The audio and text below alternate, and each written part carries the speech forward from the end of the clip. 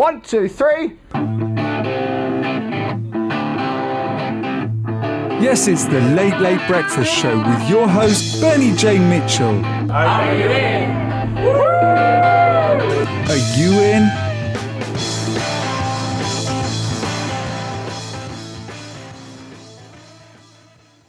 Yeah. What level? Are you sitting comfortably, Sam?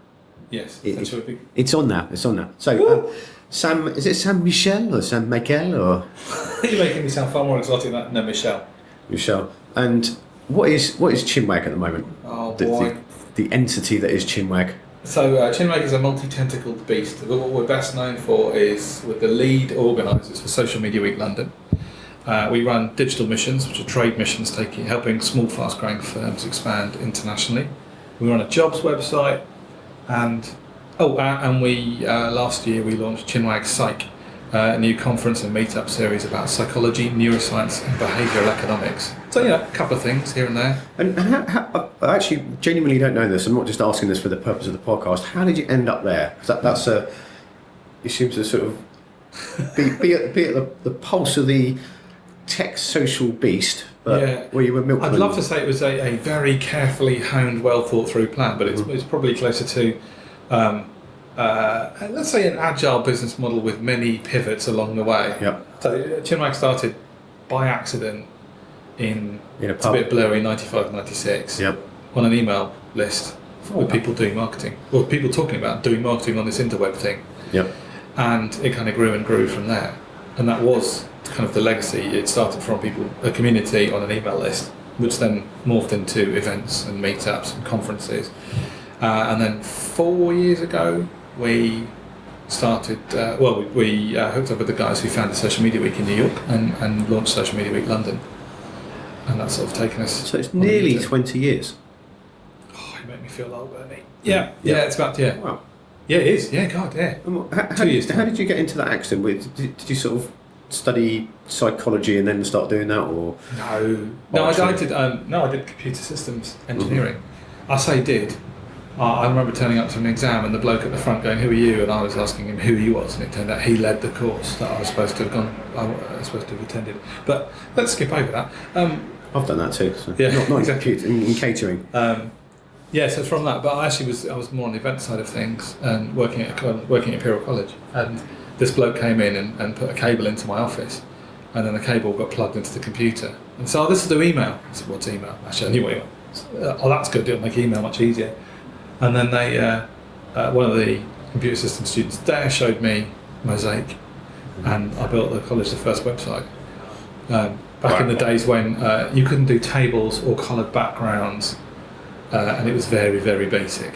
But so that set me on my journey. I'd kind of been doing networking stuff from before then. So which bit do you like best? Is it the tech or the social, the communications or the speed or...? The combo, really. I think that it enables... So my first experience of online networking was mid-80s. Yep. When you used to have to plug your phone into a thing called an acoustic coupler, which looks like a giant rubber device with two suction cups, and literally plug the handset into it. Now sold by Ann Summers. Yeah, for a whole different thing.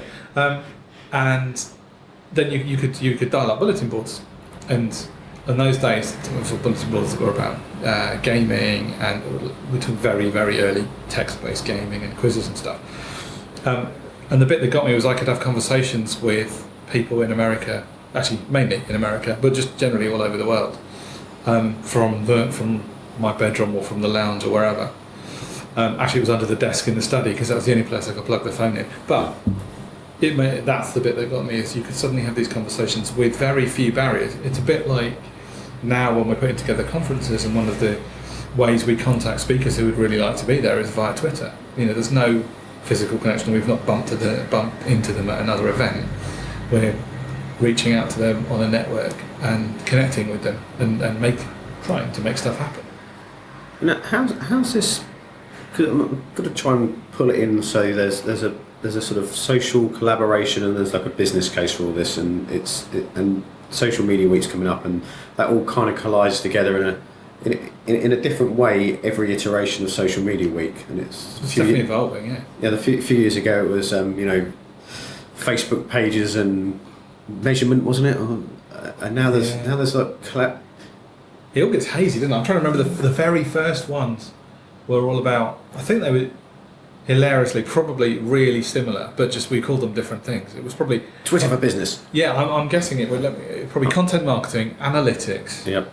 How to engage an audience, and ROI. And ROI, that's it. I'm guilty of all of those things, and I bet the things happen. All that's happened is that there's probably, instead of 100 people working in the industry, there's 10,000, and it's morphed into many different tentacles. Plus, of course, the audience has grown a bit. So yep. I'm trying to. The first event, Facebook was a blip. I don't even think Facebook and Twitter were in the UK yet, and now Facebook's well over 1 billion users. And by the time we finish this podcast, it will be 9 billion users. Yeah, exactly, and taking over the world's economy probably. It's done already. Yeah, between them, it's evolved massively. But there's lots of comments. So what's the thread that's developed? Because I think the worst thing about Social Media Week is it's called Social Media Week because it's like networking. It's not, but there's a lot of I've learnt loads from it. There's lots of juicy, good, and connecting that comes out of it, and it seems to be. I don't think it's just the technology. I think people's appreciation of what they can achieve by using the internet has developed a lot more. There's definitely which is almost an obvious thing to say. Sorry, but no, I agree. It's kind of, but then, so there's the name is its best and worst asset as well, because everybody thinks social media. Well, it's all about Twitter and Facebook and LinkedIn and how you use them. Actually, if you look at the program this year, yes, there is elements of that, but actually, it's well beyond that. Talk about content strategies. One of my favourite sessions is how Cancer Research UK have built a game which they created from a game jam, which is they're analysing slides, as in laboratory slides for cancer cells, and they've turned it into a game. And they've had, I think, a couple of 100,000 of these slides analysed, and when they've checked it against what clinicians would do, it's at the same quality as a trained clinician, but they've turned it into a game that's propagated on social networks that uses the cloud. Effectively, they've written a game that helps cure cancer. For me, that's a pretty big deal. So there's some clever tech there, but the tech's not the main part of it. It's all you think the infrastructure is one level, and you've got the technology that allows that to happen, but really it's the people. And they call them citizen scientists. That's what it's allowed to happen. Because General Electric did a similar. They talked about this in Mesh in San Francisco. They did a similar type of thing with. I'm going to completely trash the whole idea now, but it was something to do with air traffic control mechanisms and algorithms. And usually they go through this, in hiring process that would take them a decade to do. And they said, right, we're going to crowdsource this. And I'm really boiling it down here, but they crowdsourced this, and they found 3 people, one in Finland, one in Japan, and one in Poland, or something like that. And they say they came up with a better solution if they'd gone through all this, but also they saved millions and did it faster. And that's the kind of thing that I think is coming out of, how do you say it, interweb? The interwebs. The interweb. There's two. It's interesting you mentioned crowdfunding, because I think there's two. Things. There's sort of 3 elements here at work, I reckon. There's the connectivity that the social networks allow, and that's the connection between people.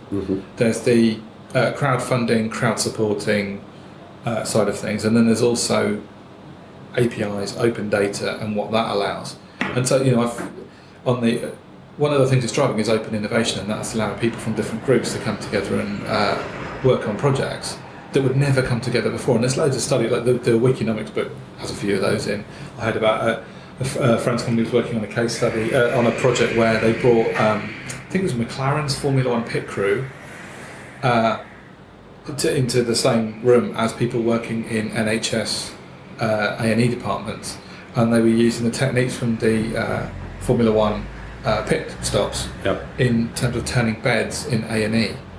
And trying to utilise the techniques from one to the other. And essentially it's an algorithm, and they're looking at how you can adapt that algorithm to work in a completely different environment. That's the type of thing I love, and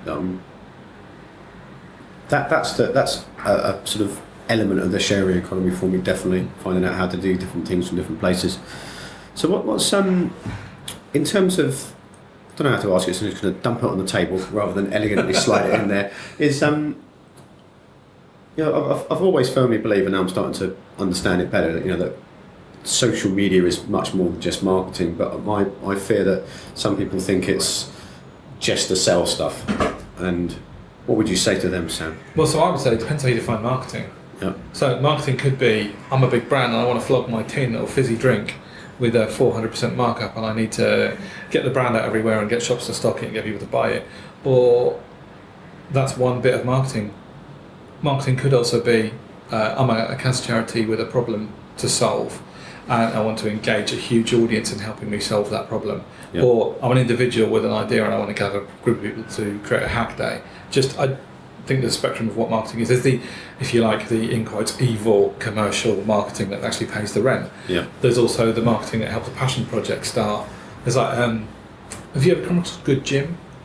I've heard of it. It's one of those. So I think they're based in this building actually, but I'm not sure. They created an app that helps people do gym workouts for good, and the gym workouts for good would be, instead of running on a treadmill in a gym, you'd run to a pensioner who was living on their own and say hello and spend a few minutes chatting with them and then run back. I'm not doing them proper justice. I think it's goodgym.org is where you can find it more. But I think it's that sort of thing that's enabled. And that's, to get that out there, you have to market that in the same way that you would have to market a brand. But the marketing takes many different forms, I'd say. So what's the line between tree hugging and business? What kind of a question is that? Yeah, it's in. Well, maybe if I place that a little bit better, if you start we're in the bakery here, and you come to the bakery and go, I've got this startup that's going to change the world, and there's like commercially viable, and then there's like, get your coat. Well, let me phrase it another way. If you are working on a project that you love and believe in, versus a project that pays the rent, only pays the rent, which one are you going to put more effort into?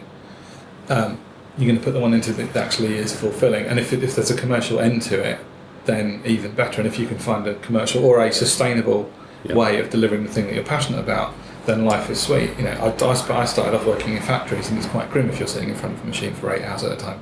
But you do that here? Yeah, no, actually, different sort of machine. Yeah, I couldn't look up Facebook on an industrial stamping machine. Which one are you passionate about? And it's difficult because not everybody can work on those projects, but I think the nature of work is changing how people work. So I'm currently consulting for an organisation, and over half of their staff are associates who are working 1 or 2 days a week or sort of number of hours. And it makes the HR, so the personnel management, much more tricky, but it gives them access to this double the amount of brain power that they would otherwise be able to afford. So there's benefits from it. And it allows those people to be passionate about the project they work on. Obviously, there's a balance. Still got to pay the rent. Yep. So it's the balance between doing good stuff and having the cash to enable you to finding do your own algorithm. Yeah, and that's one of the things that frustrates me. Pet peeve about events is a lot of people think events should be free, should all be free all the time. That it's easy to find sponsorship, that it's easy to put on an event and gather people together, and are expecting someone else to pick up the tab for all that stuff to happen. But all those other events that have started from people's passionate idea and have moved forward have taken a resource from somewhere, whether that's somebody putting in their own time or an employer giving them space to do stuff. There's always an investment of time, and that's usually cash somewhere along the line. That's why I've veered towards the little tribes and meetups and stuff like that, rather than, there was a time when I thought, if I can get 100 million people into this thing, that's it. But the small thing where you can tickle everyone, that's... Yeah, I don't know the tickle, but yeah. Let's move on. What's so the in the marketing thing, how do you what's worth the most? Is it like an email opt-in, or is it a Facebook like or a tweet? So anecdotally, from the stuff that we've done, email is the thing that still converts at the highest rate. And that could be because we've been doing email for a long time, and we're known for that. But it still seems to be the biggest closer. My hunch, and I would love to have a data scientist to work this through, is that all the social traffic drives interest, and the email closes that. But it's all in percentages too, because if you think about the likelihood of a tweet being seen is tiny. The likelihood of an email being opened and read is slightly higher, I guess. But so about which actually converts best, and it's a combo of the sort. And I know for a fact the people that I've met, or that the team have met, we're much more likely to sell stuff or have people attend if we've met them in person. Yeah. Because that's not terribly scalable, but we do our best to be out and about. I think that's like that kind of thing works best for me too, because it's I have a small, as you know, I've asked everyone to unsubscribe, which 400 people disappeared, but I'm left with a much more conviction in my email list. So what is, to give us like Social Media Week London 2013 in 2 moves? I thought it was only 2 weeks. 3 weeks. It's 3 weeks. Is it 3 weeks away now? Yeah. You can't say that because It's some weeks. It's in September. It won't make it evergreen content. That's really hard to describe. So What's the theme? what's what? The thing for Social Media Week this time? It's open and connected. Open and connected. We have very, very broad themes, obviously, because the content ranges from, like the event on curing cancer with social gaming through to blogger outreach and what we got, the shift from search to social content, all sorts of different events. The scope is enormous. So Social Media Week is, what we like to say is that we've distilled the best bits of a normal conference by having 200 sessions, 50 odd masterclasses across a week, virtually all of which are free to attend, and those that aren't free to attend are very inexpensive, so you're talking less than 100 quid maximum to go to anything. And it's an amazing opportunity to advance yourself, your company, to discover new bits of content, new disciplines, new ideas, to network like crazy. So there's, I think it's about a dozen networking events across the week, and also across different industries. So when it started 4 years ago, it was definitely people what did social media, as in the hardcore of social media consultants. Now obviously the industry is much bigger and spans loads of different organisations from big to small, and all stops in between, from consultants to huge agencies. And where can people find out about that? socialmediaweek.org/London. And it's global, so 10 cities taking part in the same week all over the world, from LA to Mumbai. That's why most people want to walk the Great Wall of China. I want to do a Social Media Week in Buenos Aires and in London in the same year. Some of the guys do, I spoke to somebody yesterday who's doing Mumbai, Berlin and London in the week. I'd love that. If that ever comes up, I'm in. Well, you missed it this time around, but I think I'm going to do it again in next September as the Social Media Week reporter. So there's 2 guys from India that are coming to London for the week, and 2 guys from the UK that are going to Mumbai. I saw that. That was really good. Listen, I'm sure we're going to bump into you in Social Media Week. And where can people find Chinwag online? Chinwag.com. You'll find us and all the different shenanigans that we get up to. Brilliant. Thanks very much for your time, Sam. Round of applause. Thanks, Bernie. Cheers. Please go to berniejmitchell.com/podcast. Bernie would love your feedback and input.